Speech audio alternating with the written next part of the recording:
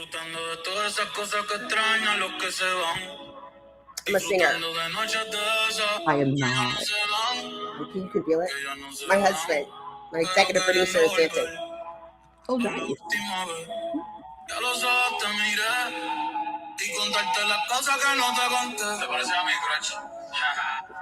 We're watching the video. I don't want to get in trouble by. I'll get in trouble by YouTube. Right.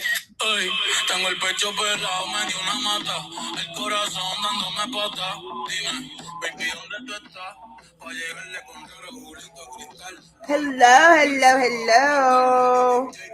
Good Listen, morning. did you watch the Super Bowl? Mhm. Did you see Bad Bunny? So good. So good. So much fun. Like, It was we've so forgotten how to have fun, I think, is what, like, the bad reactions to that tells me, like, we don't know how to have fun anymore. you know, It was such a celebration. And it was a celebration. I don't speak Spanish, even though it's, you know, a very spoken language in our country, but I felt like I didn't need to know what the lyrics You were. don't need to know. This is the thing, like the thing that was so telling to me was thinking about we just want the most qualified. Okay, so you have the number one downloaded artist in the world. Yeah, but can he speak English? He could. Yeah. Can't you speak Spanish? I've been listening to, we used to live in South Florida. So Okay. I've been listening to reggaeton and music that I don't know the language for a really long time. And hopefully, Yeah.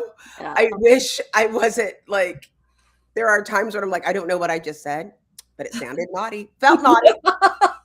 Well, this may be a bit of a discursus, but I have opinions about the fact that don't we don't actively include multiple languages as a requirement in our Right. school systems.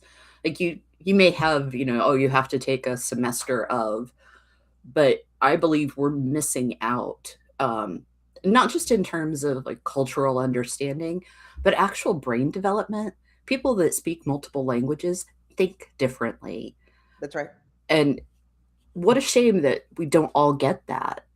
I think even the song that I just played is a good example of like, and this is the thing that was taught to me was, oh, it doesn't really translate.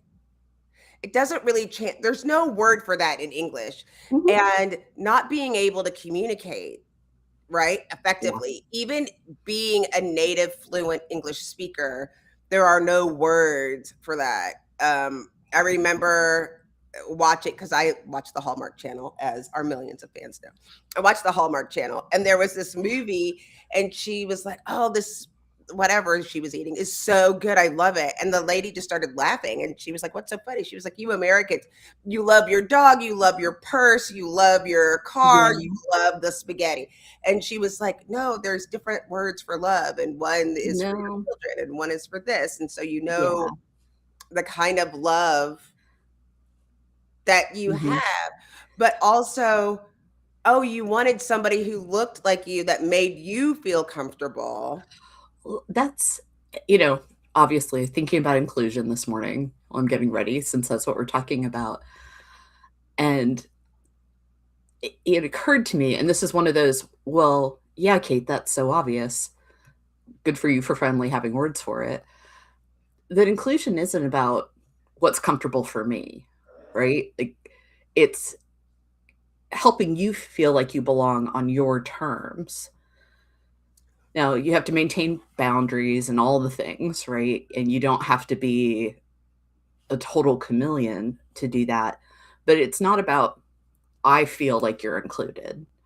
Well, to our producer, he would feel more comfortable if I told people who Kate was. Inclusion.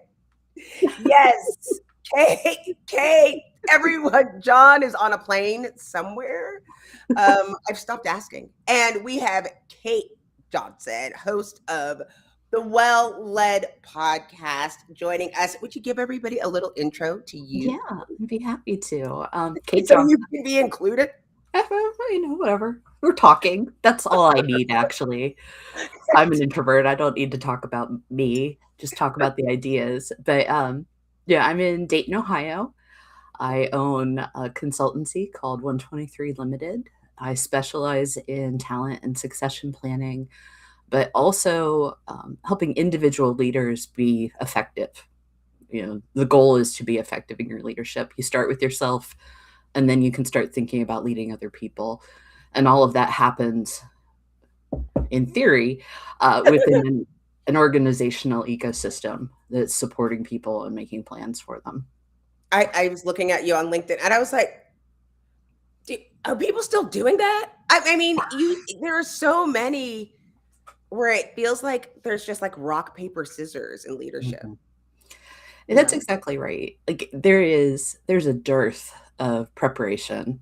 I think it's a big contributor to a lot of the workplace problems that we're seeing, if not the contributor. The fact that we are not preparing people for leadership, that people who may be good at doing their job but have no interest in learning how to lead are put into leadership roles, and then they're not given the right tools. I spent probably a good 10-15 years being the person responsible for facilitating the talent mapping process for a large organization. Mm, About 13,000 employees and probably 250 tops executive leaders in that organization. And it was so fascinating, the attitudes and behaviors surrounding the process.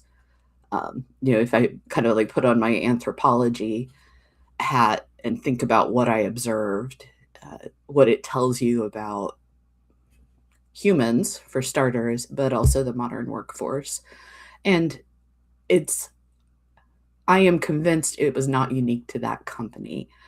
I think, in the research that I do and talking with other people, it's just kind of standard that we want good plans, we want successful succession, but people aren't willing to like make the investment in yeah. people and time and all the things.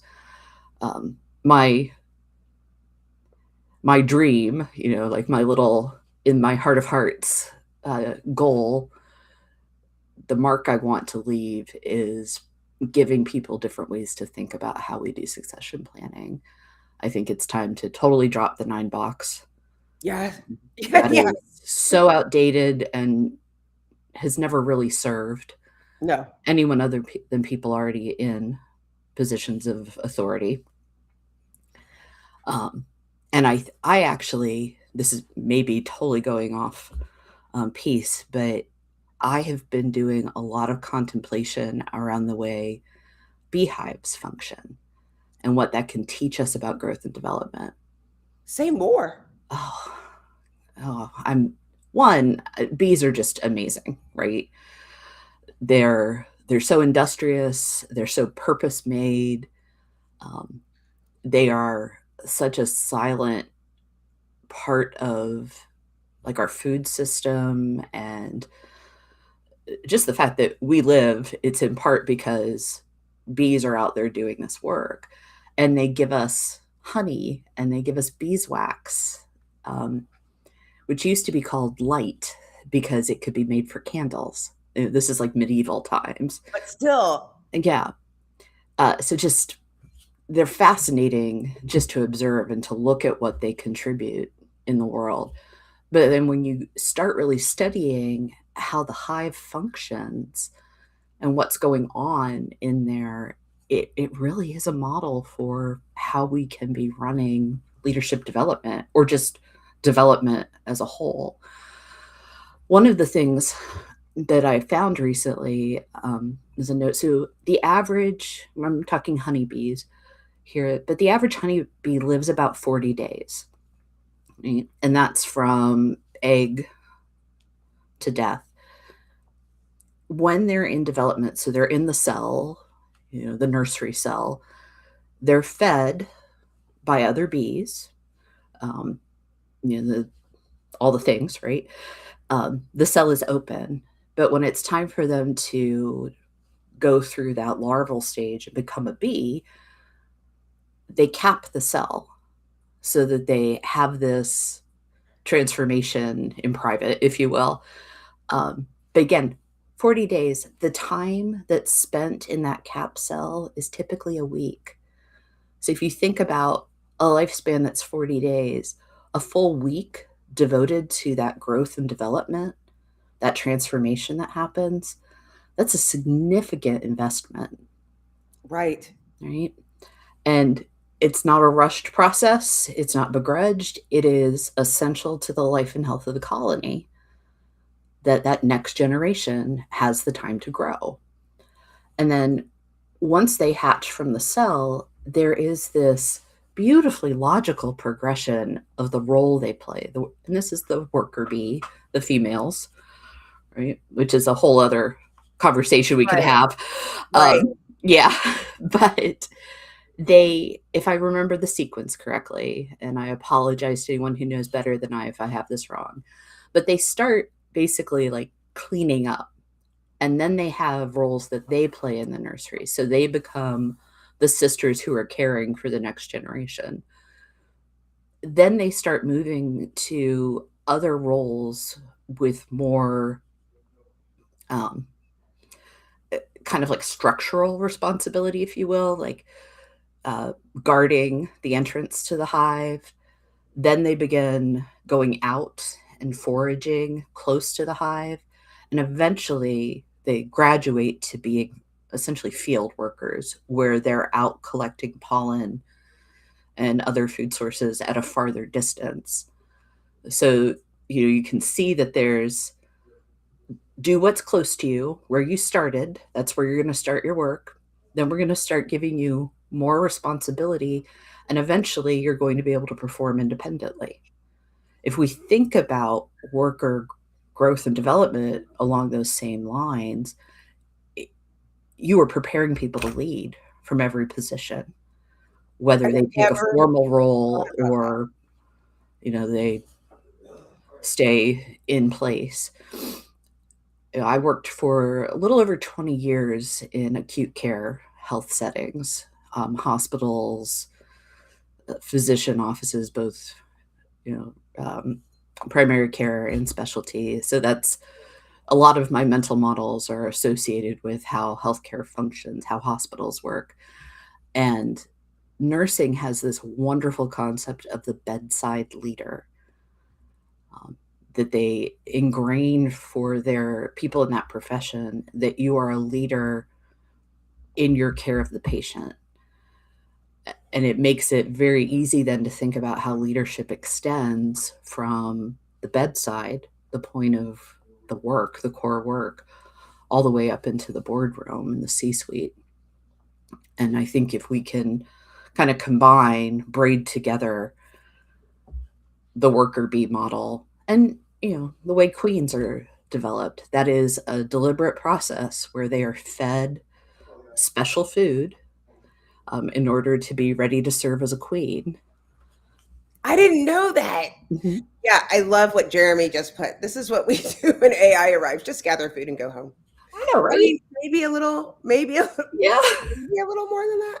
Maybe, but I'm okay with that too. I mean, I'm when the robot overlords arrive, I'm here to I serve. think that it's so crazy because, like, when I go look at, I only watch the ones when the bees actually, where they show the queen and then they put them in and then all the bees just follow. Mhm, Um, but it also talks about how strong and able that leader is. That's mhm, the part that I think is always amazing in putting that, like looking at it. But also, it's so complex where you don't think it is. It's something mhm. like that. Like they know what's going on. But I Yeah. mean, now I start thinking about, do we, you know, I think it's being intentional. I mean, when I was used to be a recruiter, I used to say, when people would say, I'm looking for another job, first I would say, have you talked to your boss? Like, what's going on? And then I Right. would say, do you want to lead people or do you want more money? Because so many times they would just want more money. It's like, well, then ask for more money.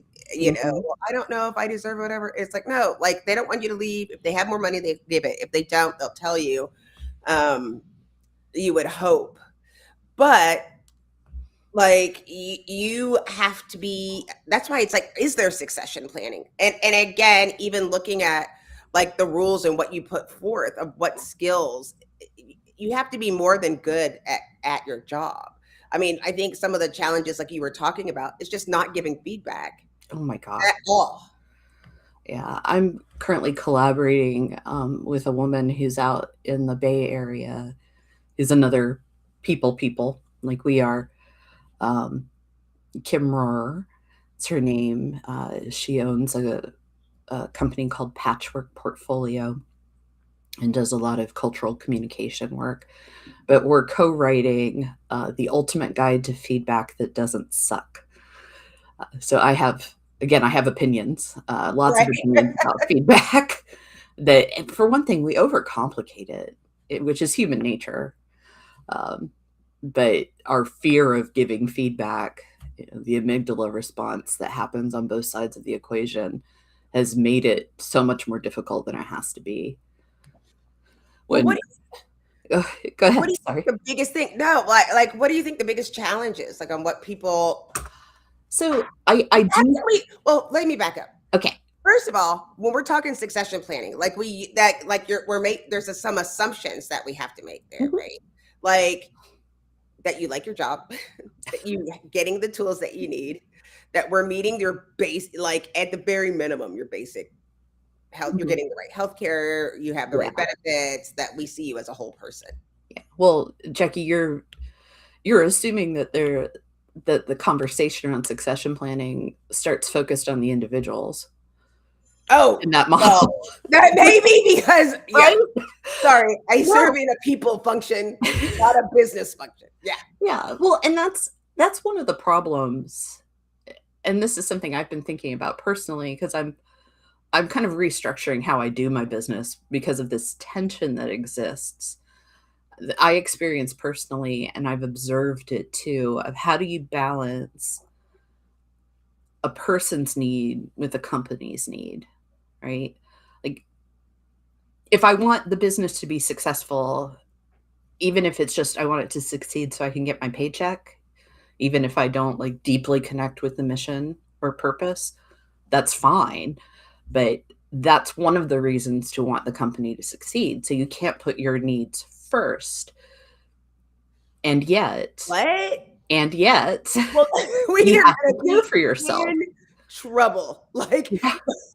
well, I try to explain that to in the majority with my girlfriends, the conversations about work, I have to stay quiet because Mhm. I'm like,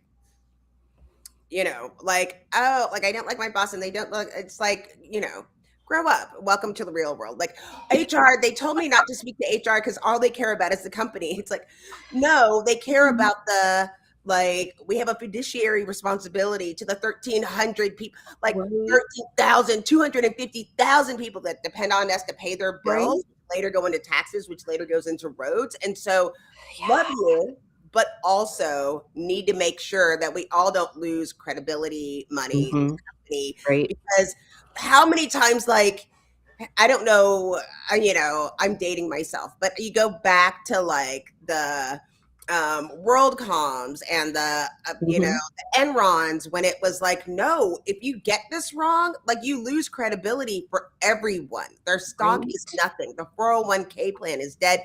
They never get rehired, Yeah, all because you didn't get off for that holiday and now you're mad because you couldn't go to your junior, prom pictures for your kid.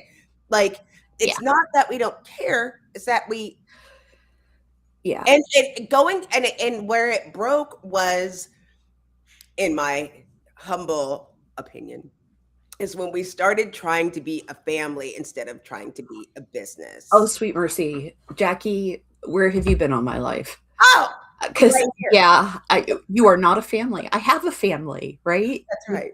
Yes, you need close relationships. You spend more time at work than you typically do with your family.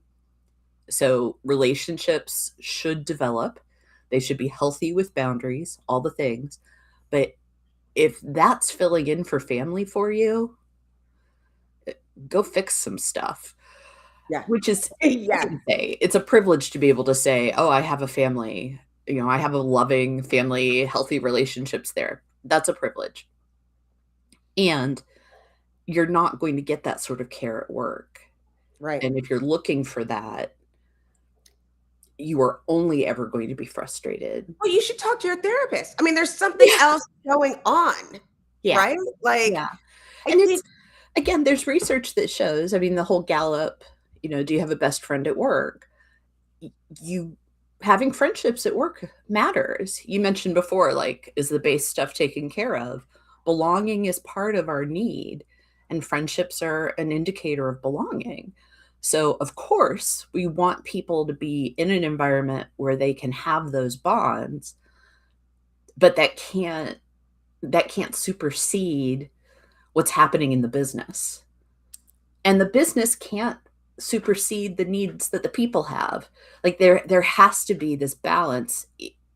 You mentioned earlier talking about how your Hallmark channel, oh, Americans are so funny, you only have one word for love. That is, again, you're speaking my language when you talk about that, because I think that leadership at its best is actually a love story.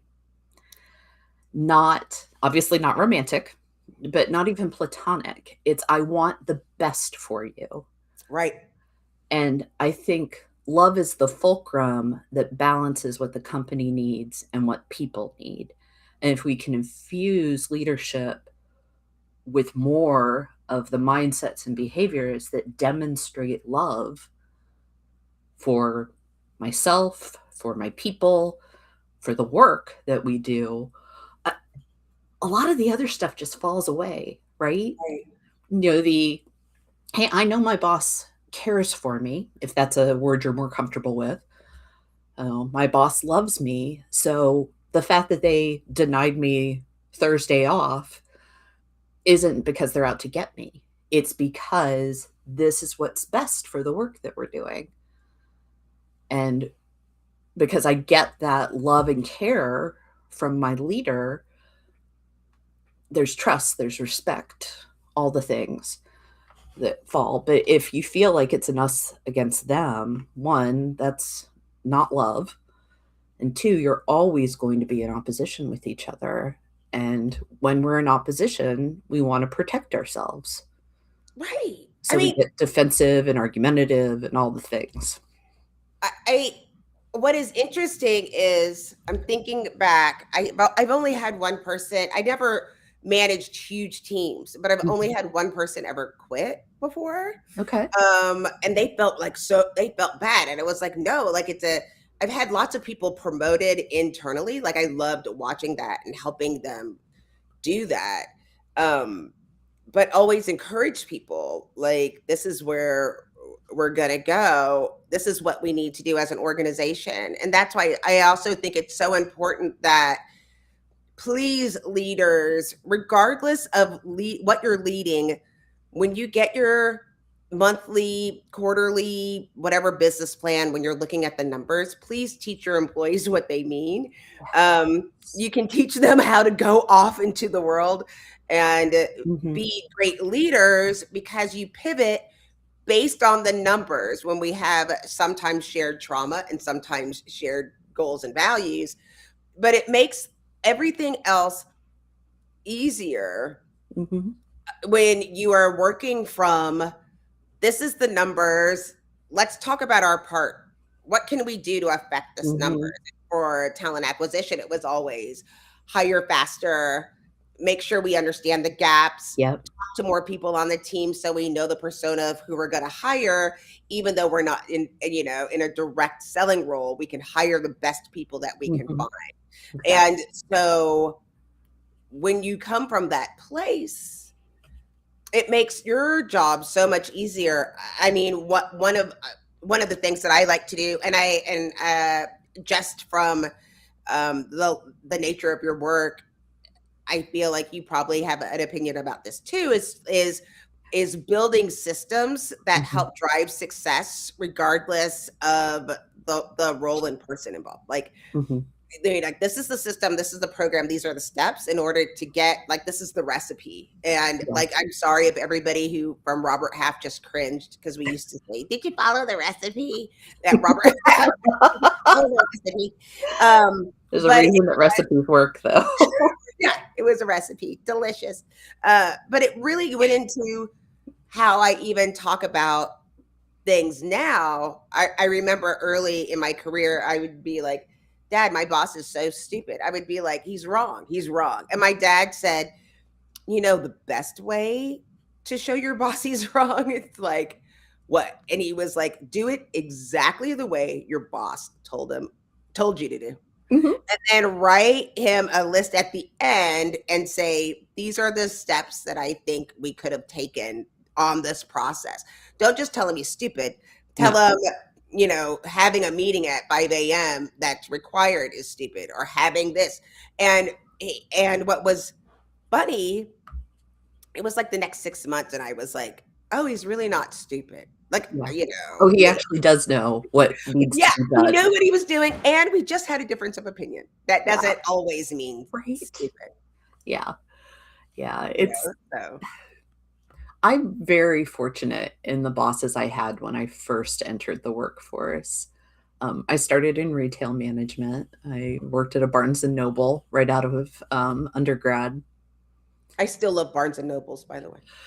I I have like bookseller habits I can't break, so I'm not comfortable in bookstores because I want to straighten. I was about to say, you go in and you're like, hmm. I know I need to like re-alphabetize. I still have dreams about working at the bookstore, and that's Aw. been uh oh gosh, 24 years since I left that setting. Um yeah, Jamie yeah. said that to me in the cereal I aisle. Our Jamie said, understand. it's funny. Yeah. Yeah, oh gosh.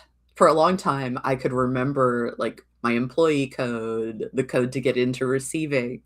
I had a dream recently where I couldn't remember the code to get back into, receiving, and I was like, "Oh, I finally reached this place where I've forgotten. Okay, good. What's gonna happen next in this dream?"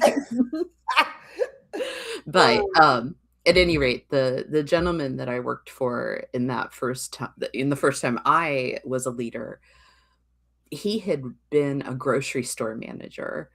So a bookstore was like nothing for him, right? It's not the same volume, it's not the same chaos. And if we would be running low on a title that was really popular, he'd be like, "Ah, it's not milk at Christmas. It's not like we ran out of milk at Christmas." And that perspective has served me so well. Going from retail into healthcare, it's like, all right, there's stuff that is milk at Christmas in healthcare, right? Like, there Yeah. are things that are life or death. That's what you get worked up about. This other stuff, and most of HR and learning and development, you don't have learning and development emergencies, right? You I have, used to say, we're working with people. We're not working with kidneys. yeah, You say this is not, but in healthcare it exactly. could be. Yeah. So, but Bob saying it's not milk at Christmas that's one of the things I go back to. But having a leader that sets that tone of, we're going to worry about the important stuff. The other stuff, it's fine. He also, I don't, I like to think that he was being intentional in pointing this out to me, that it was a bit of a mentoring moment. It may have just been I was the person standing there, but we had an assistant store manager. So it was manager and then two assistants. One of our assistants was a workaholic. She she would have been there all day every day because that's where she filled her bucket. In fact, sometimes I think she probably locked the doors at the end of the night and kept doing work. Had an extra bucket. Yeah, but she was rushing around the store, very Mm. busy, very busy. And Bob and I were standing there. He'd been doing his walking, management of by walking around, and she rushed past us. And he said,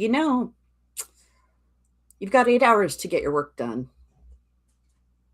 Kind of have to wonder what's going on if you're still here. Mm. It's like, oh, if I can't do it in 8 hours, that's a me problem, isn't it? Yeah. Right. I mean, Right. that's one of the things where I always get worked up about that, where I am all for teamwork.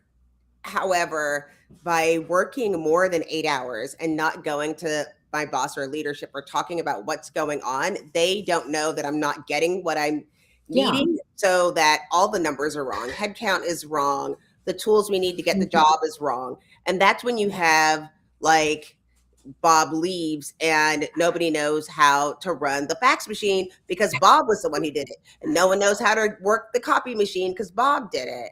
But I Mhm. do want to go back because I love what James asked. It said, how important is it for leadership to have a collaborative mindset versus a matter of fact, follow the recipe mindset? Is a balance needed?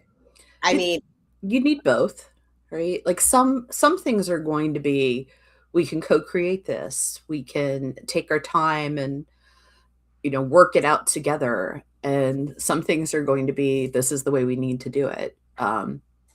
Highly regulated fields, you need to follow the recipe, yeah, right? Think about, so high reliability is one of the concepts that we talk about in healthcare, and it's where you have high risk and significant resources are at stake, whether that's life, property, what have you.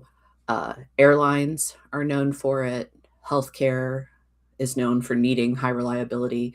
The nuclear industry as well, that you have to have procedures and checklists for those things that need it. So you identify what is it that has to be done a certain way, either because we're regulated, because of safety, the actual reasons. Then you can start saying, where can we start loosening up from that? But just because you're in an area where we really need to follow the recipe, it doesn't mean everything is like that. And you've got to be able to make that distinguishment between, or distinguishment. I'm just making I words liked up it. on I was Thursday. listening. I liked it. Yeah, you've got to be able to distinguish between must do's and where freedom lives. In fact, I think this is one of the reasons that so much change fails, is because we don't get clear about that for people. Right. Um, but you have to be able to tell people, here's where you have freedom and here's where you have responsibility. Ooh, yep. I mean, I was helping someone uh, who was interviewing for a job, and they have inside the job description was one paragraph, and it said, "Do it the ABC company way." We do things the ABC company way. And so, what I advised when they went to the interview, I was like, make sure that when you answer the questions, you say you align everything with the ABC way. Mhm. I guarantee people are not going in and saying, they're going in and saying what they would change, how they would innovate, what they would do, Yep. and they're not looking for that person. They're not going to get the job. The person who gets the job that said, I'm going to continue doing what you did here, and I see this going here went well because of this, and I went over the ABC way and I align. Like that's what they're looking for. And I Mhm. think it really depends on the organization because I also believe that true leadership, we don't hand out all of the things. It's like you're handing out various parts. They all have to work together. And that Mhm. slight creativity or collaborative, like it's like showing up to a costume party and you're not in a costume, or vice versa. Mm. Showing up to a regular party and you show up in a costume, like you ruin the whole theme. I Yeah. We were at a white party and like the way, but somebody went in black, and I was like, wait, usually, I Yeah. mean. in a lot of these white parties, the host will come in red or pink or like, wants to stand out, but it's like that's on purpose. And so if you do that, you take away, Mhm. just follow the rules and Yeah, then make suggestions, talk about yeah. it, and you will find out how important it is because some places are just not that. No. Well, you're talking about culture, Right, really, because one of the ways we talk about organizational culture is, well, this is the way we do things here, right, and that's everyone's contribution at the end of the day. right. You're also leading toward Jamie's question helps talk about this, and you talked about making space for creativity. There's opportunities for leaders to do recognition of great performance through job crafting. Hmm. Hey, you're really good at this stuff. You've been doing a fabulous job with this sort of project. Do we want to make that part of your work going forward? What could that look like? Or you've expressed an interest in such and such. And again, you're a great performer, you get results, you meet all expectations. What could it look like to craft this job?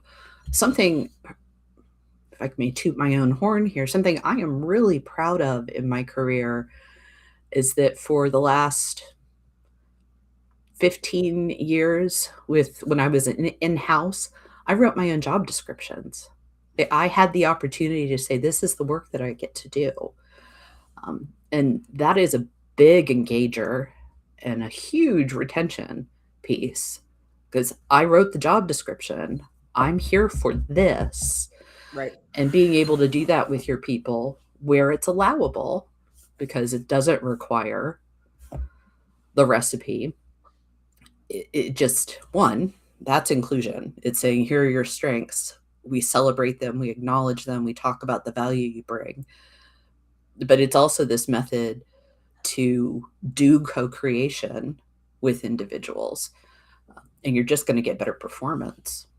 I think that's what it is. Like, I get so angry when people like have weaponized the phrase DEI and they don't understand it. Like collaboration is just another word that could have been used where it's like, okay, our internal culture is that you present, like the leaders present all of the plans and then we see how it affects the other plans, and sometimes you have to work with these people, but it's taking all the strengths to build a solid foundation. And also, one of the things that, I mean, it's also Black History Month, so I hope everybody Mm, goes and looks at W.E.B. Du Bois, and it's yeah. something that he talks about a long time ago, was that because of injustices like during slavery and Black people, namely, he talked a lot about what was going on to Black people specifically, and he was saying that it's necessary for Black children and families, they have to view themselves, but they also have to view themselves as others see them, not in a do I look pretty, am I attractive kind of way, but for actual safety. Like, Mm-hmm. if I walk in here, what could happen to me, and how do I need to present myself in a way that's going to keep me safe and get me what I need. I think I've told a story a lot of times when I live in Texas and my husband and I were at a like street fair and I had to go to the bathroom and someone said, "Hey, you can just go over there." And in the front there was like a rebel flag. And so at that moment I had to determine, like I had to go and be like, what is, what's the cost?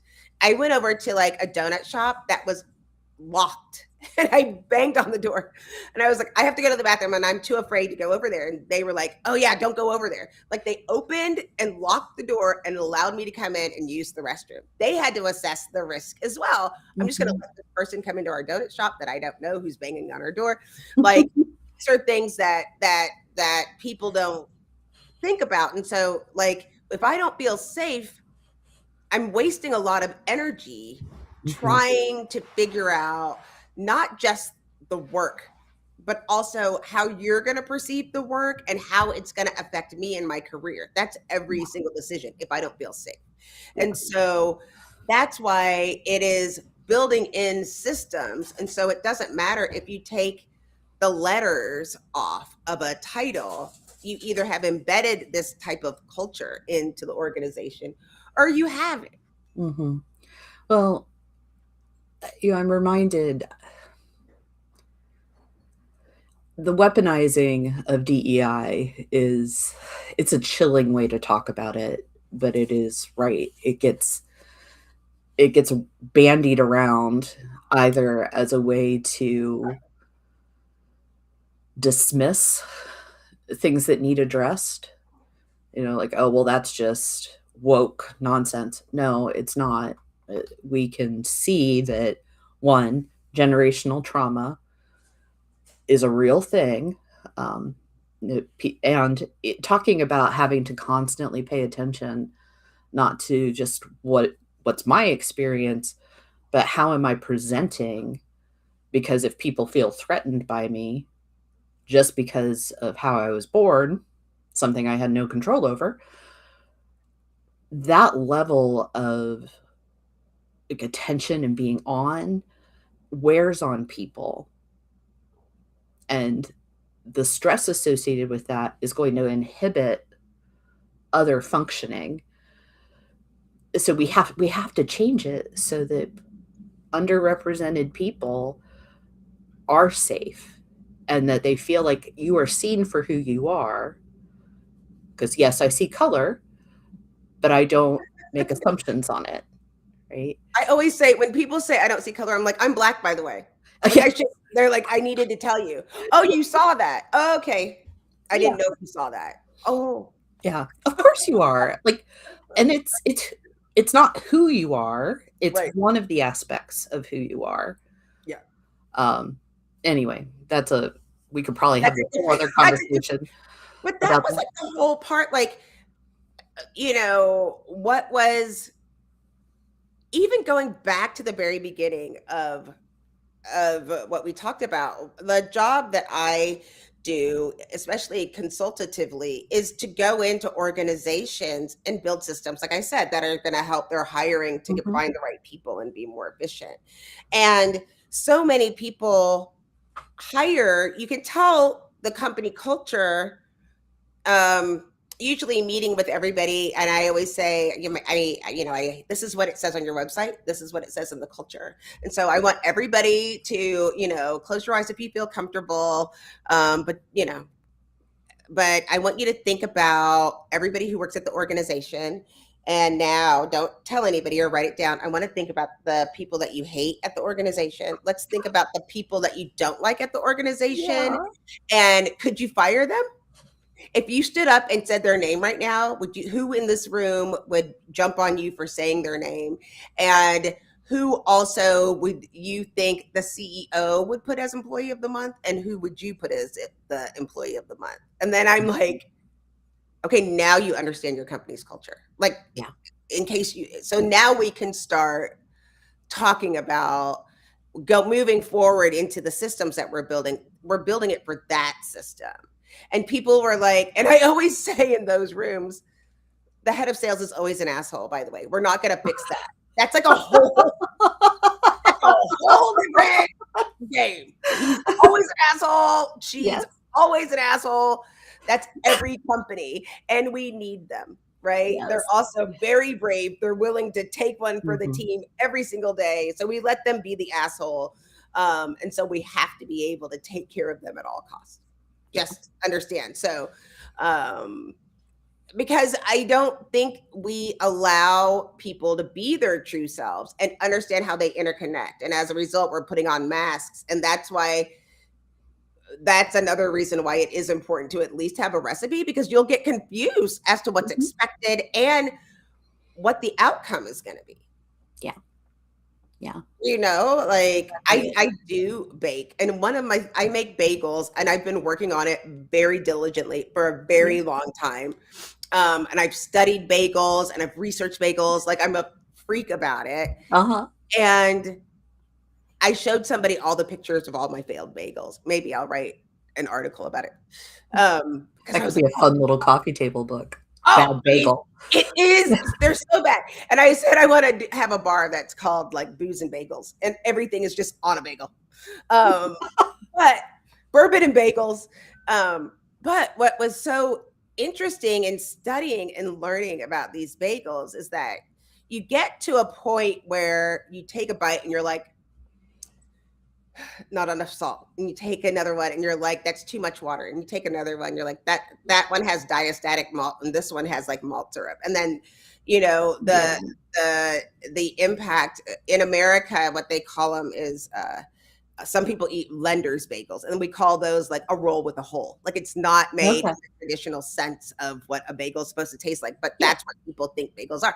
Anyway, all of that to say, um, you you want internally to make sure that you set those standards and the recipe across so that we have the same element. How many times have you said, this is what the company culture is?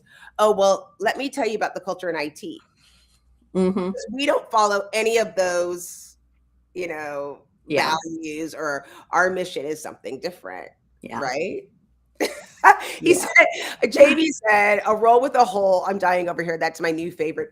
You're not a bagel. You're just a roll with a hole. Roll with a hole. Yeah, that's one of those I feel like it's enough of a tongue twister I would get in trouble. Maybe. I you're I don't bake much because I don't like the precision that's required. I prefer to cook because you can make it up as you go, right? It's cooking is an art, baking is a science. That's how we Yes. talk about it in my home. And I'm very precise in general, but not in the kitchen. And part of inclusion is knowing your own strengths and weaknesses. I think Yeah. you've got to be able to say, you've got to be humble about not just what you're good at, but what you're not good at too. Like humility isn't just downplaying things, it's also Right. knowing, like, I'm a good cook. I'm not a good baker. Right. You don't want me singing in public. I do. I actually do. Mm, we would take that back. Uh, Not entirely tone deaf, but definitely in the neighborhood. So, yeah, I one of the things I think leadership needs, and I am very heavily focused on leadership, and I know sometimes that can be sort of at the cost of what is it employees need.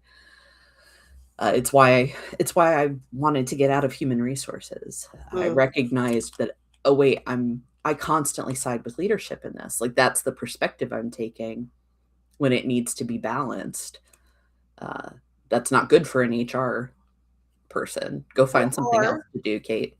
And it's, oh, I can go do stuff with leaders if I go into organizational development.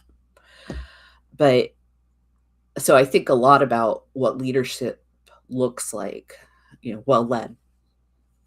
It's my obsession. And I think really great leadership, human leadership, starts with vulnerability. mm, And when leaders hire people that look like they do, and not just physically, it's not just, oh, I only hire people that are as pale as I am. It's also like, oh, we've had the same kind of background, the same schooling, the same work experience. When that's what you see happening, that's a sign of a leader that hasn't really examined who they are and how they are in the world, because they're assuming their way is the right way. So, one of the things, let me bring this back into the concept of inclusion. I think inclusive leaders are vulnerable because they've done the work to mhm. say, here's where I have weaknesses. This is my soft spot. This is where I can be wounded.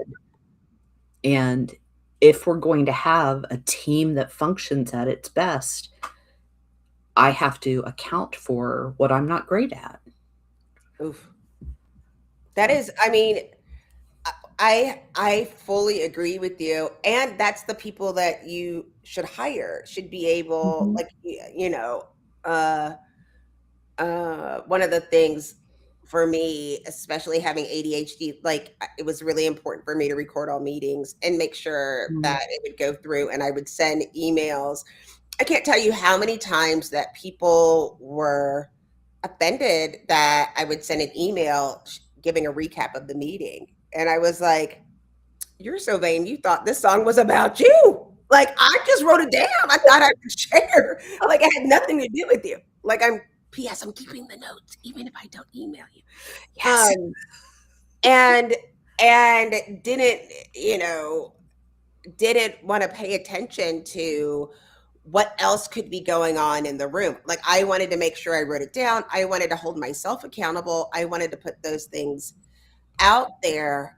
Leadership is a skill. It's not something that you earn. Yeah. And there are people um, that are really great leaders that actually don't do the work. I think one of the things that's really annoying from a hiring a TA perspective, especially in technology, is when you're looking for a CTO that codes. And most CTOs are like, I haven't coded in Right? a million years. Like, I don't need to know how to code in order to lead the team Mm-mm.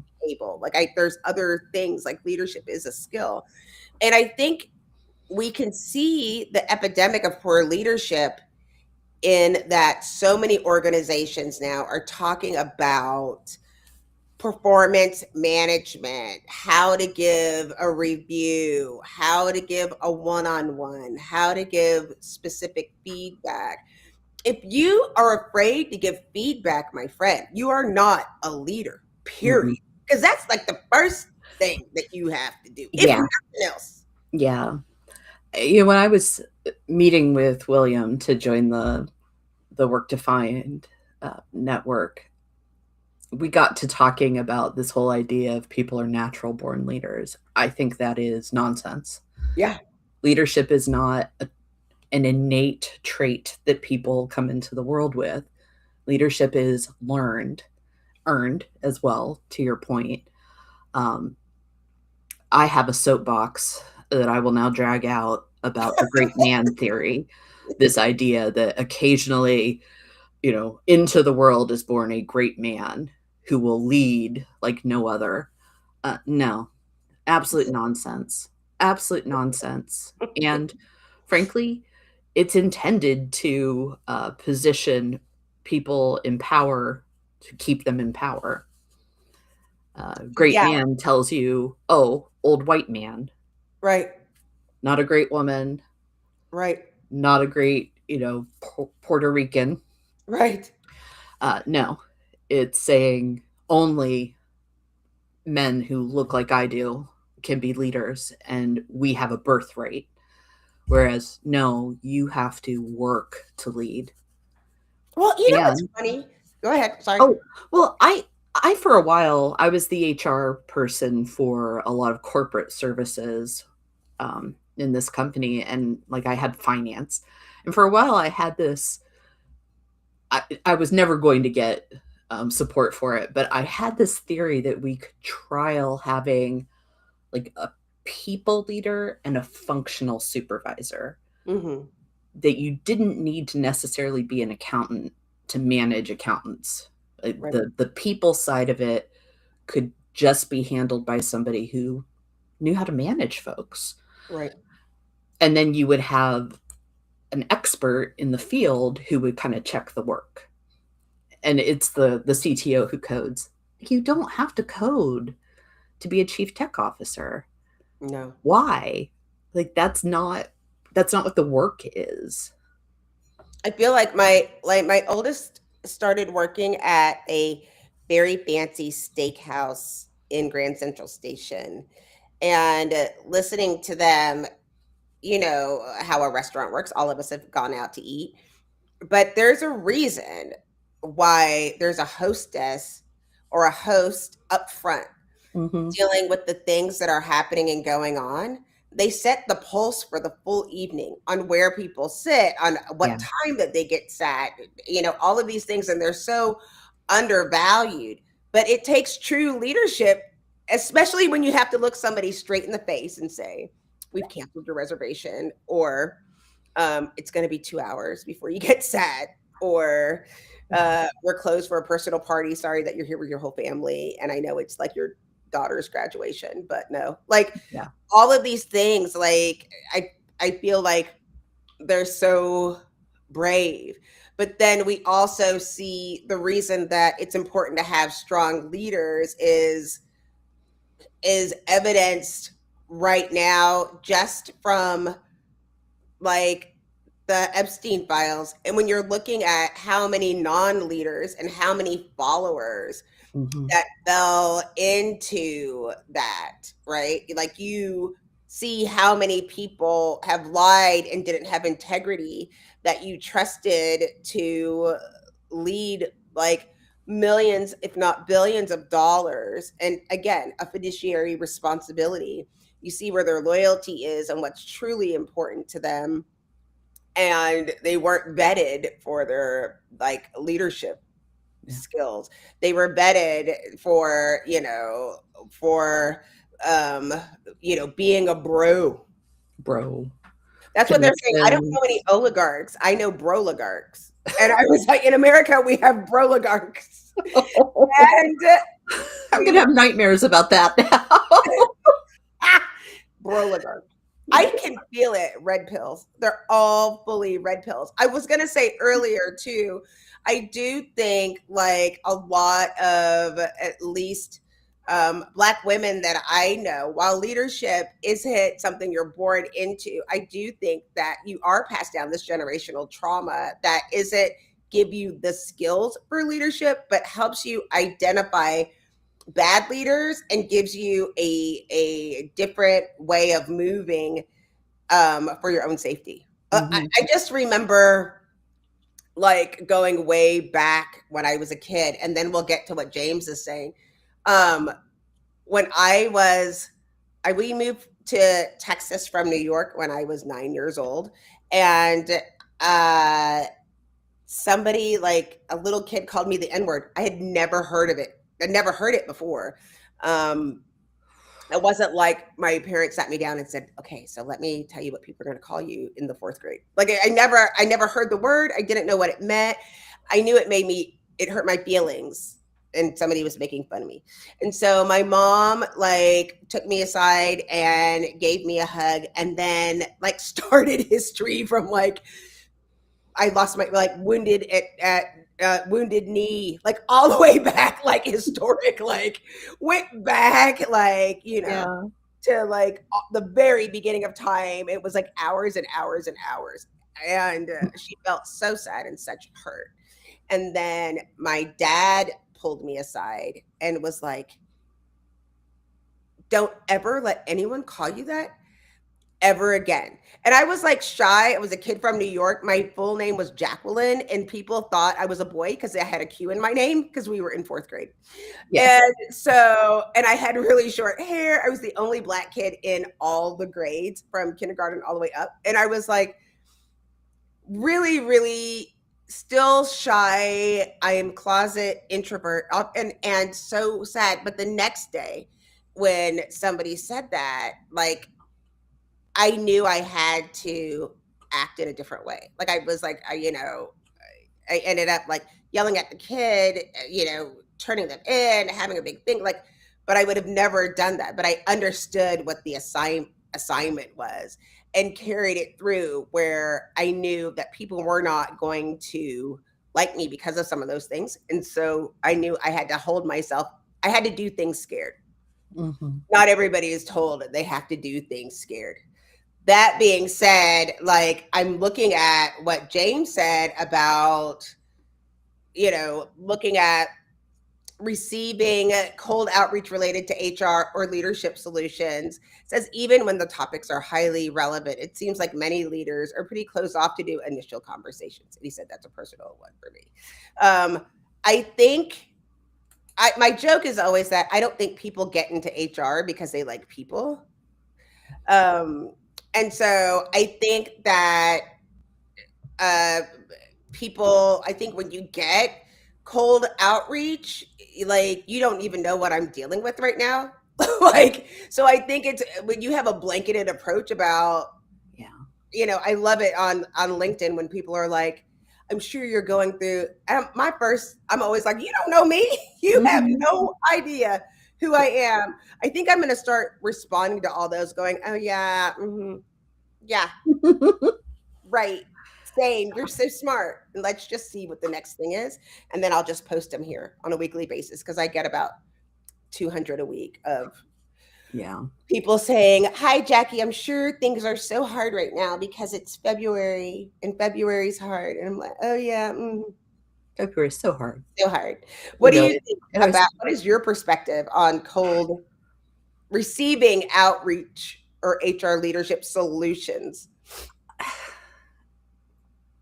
you know, as a small business owner, as a self-employed consultant, Yeah, I've had to rethink how I feel about that as yeah. opposed to when I was in-house getting those calls.